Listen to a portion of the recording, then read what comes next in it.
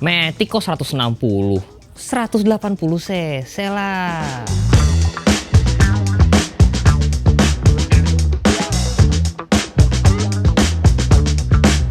Akhirnya setelah sekian lama, Vespa ngeluarin motor baru, teman-teman. Walaupun katanya masih nggak beda jauh sama yang lama ya. Tapi ini motor baru, sudah baru, banyak fitur, mesin baru, tapi harganya masih sama, teman-teman.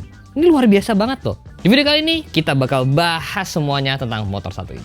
Sedikit cerita, teman-teman, sebelum kita masuk ke detail tentang motornya. Vespa itu memang motor yang sangat-sangat ikonik ya. Kayak ngelihat dari jauh aja ya, itu langsung tahu, oh itu pasti Vespa. Nggak usah dikasih merek Vespa deh, pasti langsung tahu, oh itu Vespa. Jadi dari dulu ya, dari Vespa tahun 50-an, 70-an, sampai sekarang tuh bentukannya ya nggak berubah jauh. Terlebih di era yang sudah Vespa Matic ini. Primavera, Sprint ya, itu bisa dibilang dari 2010-an ya, itu kayak nggak pernah berubah bentukannya. Ini menjadi sebuah kelebihan dan juga kekurangan sebenarnya. Kelebihannya desainnya itu sangat-sangat ikonik. Beneran kalian lihat sepintas saja langsung tahu, oh itu Vespa, teman-teman. Nah tapi ini punya kekurangan, teman-teman. Karena desainnya nggak pernah berubah. Yang mana artinya sebelum ada motor ini, hampir kayak nggak ada gunanya beli Vespa baru. Karena beli Vespa second, yang harganya juga udah turun, itu nggak beda jauh sama yang baru, teman-teman. Jadi kayak, ngapain beli yang baru? Kalau yang second aja, bentuknya bisa dibilang sama persis, fiturnya sama persis. Tapi sekarang akhirnya sudah ada motor ini. Di motor inilah Vespa berubah banyak banget. Nah sekarang kalau kalian pengen Vespa ini, kalian nggak bisa beli secondnya karena belum ada secondnya. Ini berbeda jauh dibandingkan yang kemarin-kemarin, teman-teman. Ada di Sprint dan juga ada di Primaveranya. Nah perbedaannya apa aja? Mari kita bahas. Pertama kita bahas dari depan dulu, teman-teman. Kelihatannya sih kayak nggak ada yang berubah ya. Tapi sebenarnya ada beberapa yang berubah, teman-teman. Kayak misalkan dasi depan ini sudah beda bentuk. Nah mungkin kalau ini kalian berpikir itu mah tinggal diganti doang, kayaknya bisa. Bener, kalian nggak salah. Tapi nanti semakin ke belakang ada sesuatu yang tidak bisa diganti, teman-teman. Membedakan motor ini dengan Vespa-Vespa yang sebelumnya. Mumpung kita lagi di depan, kita juga sudah harus bahas tentang suspensinya, ya kan? Yang menurut gue sebenarnya masih mirip-mirip aja, tapi ada satu kelebihan Vespa dibandingkan motor-motor lainnya, yaitu di bagian selang rem. Selang remnya Vespa ini bisa gue bilang satu-satunya di dunia permetikan kali ya, yang standarnya itu udah braided, teman-teman. Jadi ketika motor-motor lainnya kayak Vario gitu biasanya pada upgrade ya kan selang rem ke braided, Vespa itu standarnya sudah pasti braided, teman-teman. Jadi langsung terlihat premiumnya. Dan juga mumpung di depan, peleknya ini sudah menggunakan desain yang baru. Jadi desainnya berbeda dari yang sebelumnya. Tapi other than that, masih lumayan mirip sih sama yang sebelumnya. Nah, tapi kalau ngomongin di tengah sini, ini yang bikin beda nih, teman-teman. Sekarang semua Vespa, Sprint, Primavera, setidak-tidaknya dapat digital display kayak begini. Udah nggak ada lagi yang analog atau setengah analog, setengah digital. Sekarang semuanya setidak-tidaknya dapat yang versi digital kayak begini. Kalau kalian ngambil Sprint yang paling atasnya, nah itu bahkan sudah full LCD display, teman-teman. Ini bentukannya kayak gimana? Akan kita coba nyalain, teman-teman. Nah, ini jadi bentukannya sudah full layar berwarna seperti ini ya. Tuh, sudah jauh lebih cakep dibandingkan sebelumnya. Jadi ini sebuah penyegaran lah ya dibandingkan versi sebelumnya. Nah, tapi seperti yang bisa kalian lihat juga sebelumnya, gue sering banget ngomong kata sebelumnya ya. Seperti yang bisa kalian lihat, ada satu fitur yang membedakan banget nih dengan versi sebelumnya lagi ngomongnya. Dengan Vespa yang terdahulu, teman-teman. Vespa sekarang sudah keyless, teman-teman. Akhirnya ya motor puluhan juta ini nggak kalah lagi sama Honda Beat. Karena Beat keyless kan ya? Enggak. Oh Beat nggak keyless ya? Enggak. Vario keyless? 160 keyless. Jadi ini sekarang nggak kalah lah ya sama Vario karena sudah keyless, teman-teman. Bentukan kuncinya sih cakep menurut gua, gede gitu ya. Ada tulisan Vespanya. Jadi secara detail bentukan kuncinya gue suka, tidak terlalu berat juga. Dan sekarang tombolnya di sini, teman-teman. Nah, pengoperasiannya sih sebenarnya mirip lah ya sama Vespa ataupun motor-motor Matic lainnya. Tuh kayak gitu. Jadi adanya keyless ini jujur bikin lebih nyaman lah ya menggunakan motornya. Selain itu sekarang di sini sudah ada cantolan juga di tengah. Kita lihat bagasinya. Buka bagasinya ini. Nah, itu dia. Bagasinya juga sama aja kayak sebelumnya. Sekarang ada charger di sini. Chargernya apa? USB-A. Oh, masih USB-A. Oke. Mungkin sedikit input lah ya buat Vespa sebagai pecinta Vespa ya kan. Kayaknya kalau di sebelah sini dibikin kayak cowakan gitu buat ngeluarin kabel. Karena mau gimana pun juga pasti ada yang pengen naruh handphonenya di atas, ya kan? Jadi kabel chargernya dikeluarin ke atas. Ya, halo Vespa. Masukkan aja, bukan berarti kekurangan. Atau karet selosopan. Kalau kalian pengen lihat, wahai orang-orang Vespa, boleh ngecek ke Aerox. NMAX kan emang kebuka, Aerox. Silakan buka Aerox Turbo, ya kan? Boleh nonton review saya buat ngambil contoh maksud saya kayak gimana tutupannya. Nah, ini adalah perbedaan terbesar dari sisi desain. Dan ini hanya ada di Sprint aja, teman-teman. Sekarang, Sprint sudah ada kisi-kisinya di sini nih. Jadi kalau kalian mau ulangan, ya kan, nyari kisi-kisi. Enggak ya. Jadi ini sekarang sudah ada kisi-kisinya, ya. Sudah kayak GTS. Tapi ini balik lagi hanya ada di Sprint. Nah, yang ini lumayan susah nih kalau misalkan mau dipindah ke yang lama, teman-teman. Kenapa? Karena ya Vespa ini satu body part nih. Sekalian sasis, jadi ini nggak bisa nih kecuali kalian mau ngegerinda sendiri ya, dicat bisa tuh. Tapi ini menjadi pembeda utama antara Sprint yang sekarang dengan Sprint yang kemarin, teman-teman. Nah, di balik ini ada lagi yang berbeda dan ini yang menurut gue membuat gebrakan banget nih dari Vespa. Kalau secara bagasi sama aja, tapi yang bikin beda mesinnya, teman-teman. Yang kalau dari sini sebenarnya nggak kelihatan.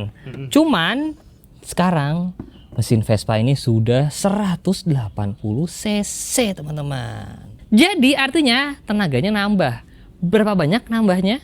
Jadi secara detail, cc-nya dari 154,8 cc naik ke 174,1 cc, teman-teman. Lumayan tuh nambahnya. Jadi secara stroke masih sama 58,6, tapi bore up nih dari 58 naik ke 61,5. Lumayan lah ya, teman-teman. Secara horsepower naik dari 8,9 ke 11, teman-teman.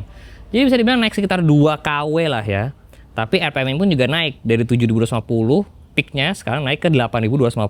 Secara torsi naik 1 Nm di RPM yang sedikit juga lebih tinggi. Tapi tetap aja dari kompresinya masih sama, kemudian dari CVT-nya semuanya masih sama, beratnya pun juga masih sama, teman-teman. Jadi bisa dibilang sekarang mesinnya sudah di bore up bawaan pabrik. Tapi yang bikin ajaibnya, ketika video ini gue bikin, teman-teman, atau setidaknya ketika launching kemarin, harga Vespanya ini sama. Bayangin, cc naik sekitar 20-30 cc, tenaga naik, torsi naik, fitur udah kilas, layar udah LCD, harganya masih sama kayak kemarin. Ini yang bikin gue kaget. Karena biasanya merek-merek motor lain itu ketika launching model baru, fiturnya nggak nambah, cc-nya nggak nambah, harganya naik. Ini kebalikan. Fitur naik, cc naik, tenaga naik, harganya masih sama ketika launching. Gue jujur kaget banget ya. Ini jarang-jarang terjadi ya di dunia permotoran. Kudos buat Vespanya. Ini sebuah breakthrough juga ya.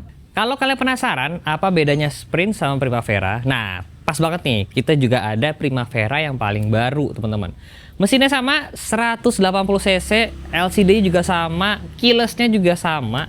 Cuman tentunya beberapa perbedaan dari sisi eksterior, teman-teman. Seperti yang namanya Primavera, pasti lampunya bulat. Nah, kemudian dasinya, ternyata kalau yang Primavera sama kayak yang sebelumnya. Kalau yang Sprint sudah berubah di sini. Primavera juga kalau dibandingin Sprint, bedanya di spakbor depan, ada jenggernya begini. Secara pelek, desainnya juga beda. Sprint kayak seperti ini, kalau Primavera agak lebih kalem, tapi sama-sama bisa dibilang palang 5 lah ya. Nah, jok juga beda, teman-teman. Joknya yang di Primavera ini lebih elegan ya, bahannya juga beda, bentuk jahitannya, pola jahitannya juga berbeda dibandingkan dengan yang ada di Sprint. Behel belakang juga beda. Kalau Primavera mengelilingi jok belakang, kalau Sprint lebih kecil, tapi tetap bisa dipakai secara fungsi, teman-teman. Kemudian beberapa aksen-aksen kalau kayak di Primavera nih, ikan nih chrome, kalau di Sprint itu hitam doff. Tapi kalau secara mesin masih sama, tentunya yang membedakan adalah tepung kirinya. Jadi kayaknya sekarang nih ya, Vespa memproduksi 2 jenis sasis ya, bisa dibilang kayak gitu.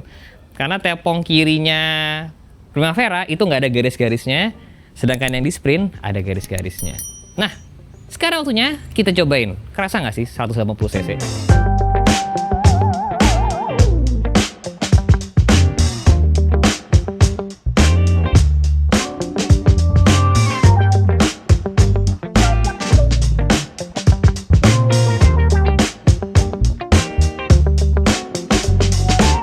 Vespa 180 cc. Gimana rasanya? Kalau posisi riding sih masih sama-sama aja sih, which is enak. Posisi riding Vespa tuh selalu enak. Bagaimana dengan pengeremannya? Pengereman Vespa juga salah satu yang enak ya. Dari dulu Vespa Matic 2 udah gue ganti berkali-kali. Sebenarnya kalau rem nggak pernah ada masalah. Nah, cuman memang Vespa Matic itu tidak pernah terkenal kencang lah ya keluar dari pabrikan gitu. Biasanya selalu kalah gitu kalau sama motor Jepangan. Nah tapi akhirnya sekarang sudah 180 cc, jadi tenaga sudah naik ya kan. Nah kalau misalkan secara kertas teman-teman, secara spec sheet, tenaganya Vespa 180 cc ini mirip kayak si Vario 160 cc sebenarnya. Jadi walaupun cc nya lebih besar, tapi terus secara tenaga dia masih mirip. Nah bagaimana dengan tarikannya?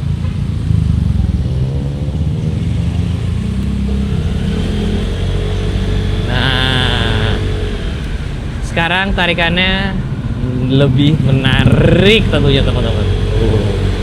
Memang sih secara tenaga dia keluar lebih di atas gitu ya. Wah, tapi sekarang sudah tidak tertinggal lagi. Kalau yang sebelumnya 150 cc itu lumayan ketinggalan lah ya, kalau standar. Tapi sekarang sudah setara rasanya. Kayak Vario 160 itu sudah, menurut gue sudah mulai seimbang tenaganya. Oh, sudah narik ya kan. Jadi ini sebuah perkembangan mesin yang sangat-sangat diapresiasi. Setidaknya gue sangat mengapresiasi, karena ya itu sekarang jadi tidak terasa lemot lagi. Karena emang kalau kalian lihat video-video gue sebelumnya, gue pernah bilang Vespa tuh kalau beli jangan berharap kencang gitu. 180 cc tapi dia bukan yang paling kencang gitu. Kalau sekarang menurut gue sudah makin menggigit tenaganya. Ini belum main kirian aja udah enak nih. Nah kelebihannya Vespa lagi adalah part aksesorisnya tuh banyak banget guys. Jadi kalau kalian berpikir Yamaha, Honda itu banyak, aksesoris Vespa itu nggak kalah banyak. Dari harga yang terjangkau ya kan, dari velg lokal sampai velg luar negeri yang mahal banget, pengereman gitu. Terus kalau kalian takut bracket-bracketnya susah, enggak guys, Vespa ini aksesorisnya tuh banyak banget.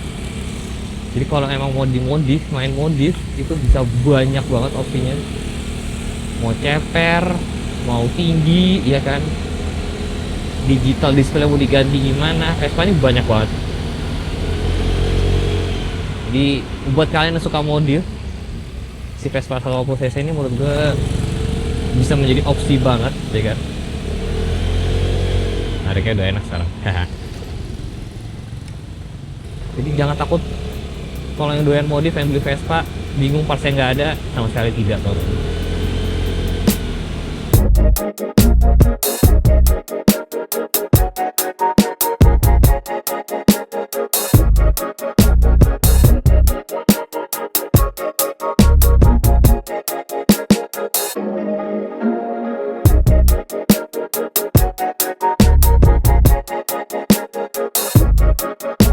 Ini layarnya jelas banget, cakep banget, bener-bener kelihatan gede. Posisi riding enak ya kan, ala Vespa banget, plastiknya dapet, tapi sekarang modernnya juga dapet, tenaga udah gede, dengan harga yang sama menurut gua worth it ya. Ini sebuah upgrade yang oke banget dari Vespa. Menurut kalian gimana guys? Worth it apa enggak? Jangan lupa di like, jangan lupa subscribe. Saya Sevi Jalan. I'll see you next video guys. Bye bye.